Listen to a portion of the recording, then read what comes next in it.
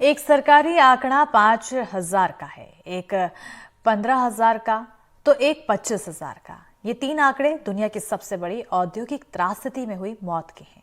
पहले असमंजस था, आज आपराधिक लापरवाही कहना अतिशयोक्ति नहीं होगा, खासकर तब जब गैस रिसाव का दंश झेल रही 5,000 से ज्यादा विधवा महिलाओं को हर 2 से 4 महीनों के बाद अपने हक के पेंशन का फिर महीनों इंतजार करना पड़ता है। इनकी कहानी बता रही हैं हमारी संवाददाता अमृतांशी जोशी।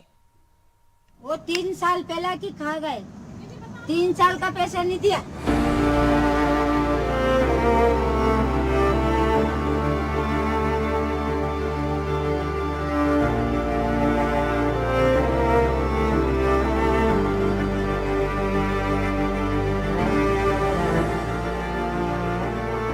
शकीला बी के फेफड़ों में इतनी ताकत भी नहीं है कि एक चूल्हा सुलगा लें। 30 साल पहले रिसी गैस से परिवार तबाह हो गया। पति को कैंसर हुआ, 14 साल पहले मौत हो गई। बेटे के मानसिक हालात ठीक नहीं हैं, उनके घर में उज्ज्वला जैसे मुंह चिढ़ा रही है। लकड़ियां बिखरी पड़ी हुई हैं। अंगूठे के निशान ने धोखा दे दिया, सो सरकारी राशन भी रूठा है। ज्यादातर भूखे जमीन पर चादर बिछाकर वो सो जाती हैं। पेंशन बुढ़ापे की लाठी थी, कहती है सरकार जब तक उसे छुपा देती है। आप कैसे गुजारा कर रही हैं? कैसे गुजारे करे मैडम, कोई थोड़ा बहुत दे देते, ये पेंशन मिलती थी, इसमें थोड़ा बहुत गुजारा कर लेते। थोड़ा बहुत आप सरी के आ जाते, थोड़ी बहुत हमारी मदद कर देते। हम बहुत परेशान है मैडम, दवाइयाँ खाते थे, हमारी रिएक्शन कर दे दिए जी बंगले जाते हैं तो 1-2 खुराक दे देते, कह देते कि स्टोर से ले, तो हमारे कन पैसे हो तो हम स्टोर दाए। हम बहुत परेशान है मैडम, ये पैसे मिलते थे ये भी मत बंद कर दिया। आज गई लेने कह रहे अब नहीं मिलेगा पेंशन, जाओ।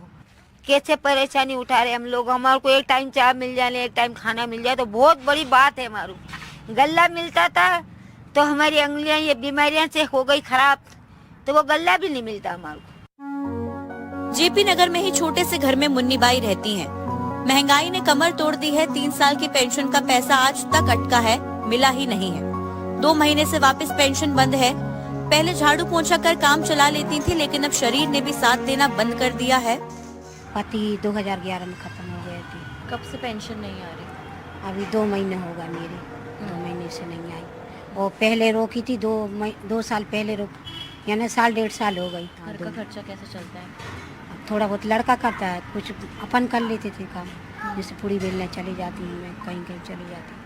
सरकार से यही उम्मीद की थी कि हम हमारी पेंशन चालू रहने दो, और थोड़ा गैस कांड का पैसा भी मिल जाए तो और अच्छा है।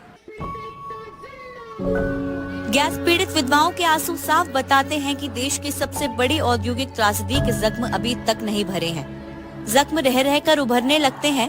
सरकार किसी की भी हो, ये लाडली बहनें नहीं बन पाती। बनती तो कम से कम हक का पैसा शायद वक्त पर मिल जाता।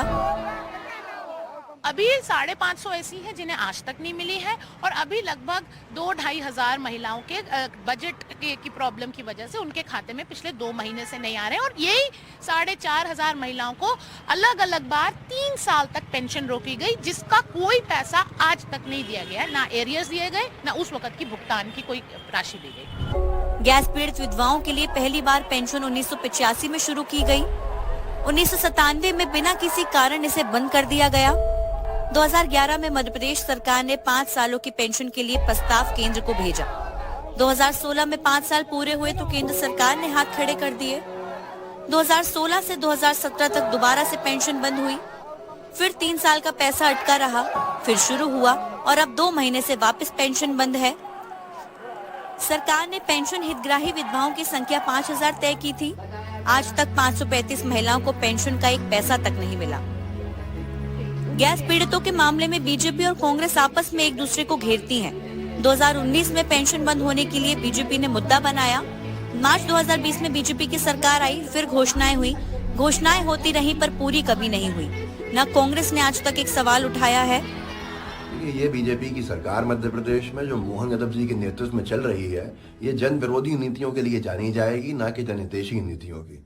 हमारी जो बहनों की, गैस पीड़ित बहनें हैं, उनकी पेंशन्स को रोकना, उनको महीने की पेंशन के लिए परेशान करना, ये साफ तौर के ऊपर दर्शाता है कि मध्य प्रदेश के मुख्यमंत्री की प्राथमिकता जन विरोधी नीतियां हैं, ना कि जनहितैषी नीतियां। और रही बात ये भी हो जाएगा, भी चुनाव हुए थे इसके बाद इनका सारा पैसा मिल जाएगा।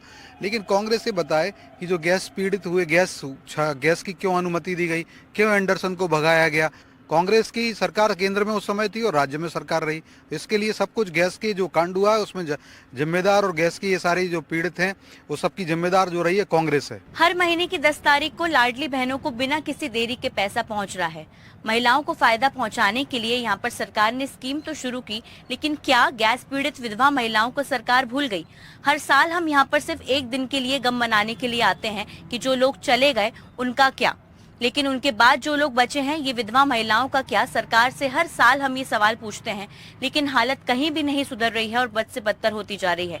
शायद लाडली बहनाओं के साथ इन महिलाओं को भी उन हक का इंतजार है जो कि ये खोती जा रही हैं, और इस हक की तलाश में, इस हक की उम्मीद में इनकी जिंदगी लगभग खत्म होती जा रही है। कैमरा पर्सन अभिषेक सिंह के साथ अमृतांशी जोशी, NDTV।